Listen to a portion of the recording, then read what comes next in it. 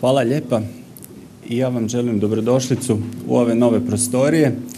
Čast mi je i zadovoljstvo da vas mogu ovdje pozdraviti i kroz jednu kratku prezentaciju ću vam pokušati predstaviti Hypo Alpe Adria banku i Hypo grupu.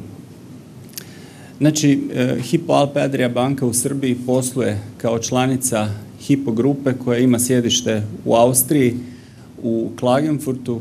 Grupacija je to koja posluje već dugi niz godina od kraja 19. stoljeća i specifičnost Hypo grupe je zapravo da danas poslujemo kao banka, odnosno kao financijska grupacija sa 100% vlasništvom države Austrije.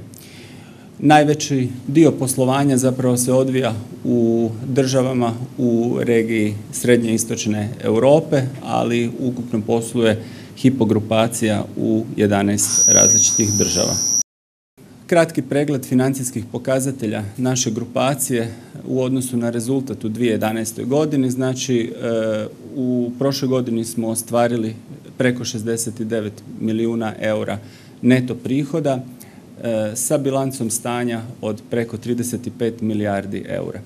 Ono na što smo posebno ponosni je zapravo da nam je u okviru cijele grupacije u toku protekle godine 30.000 novih klijenata zapravo poklonilo povjerenje, od toga najviše u regiji srednje i istočne Europe.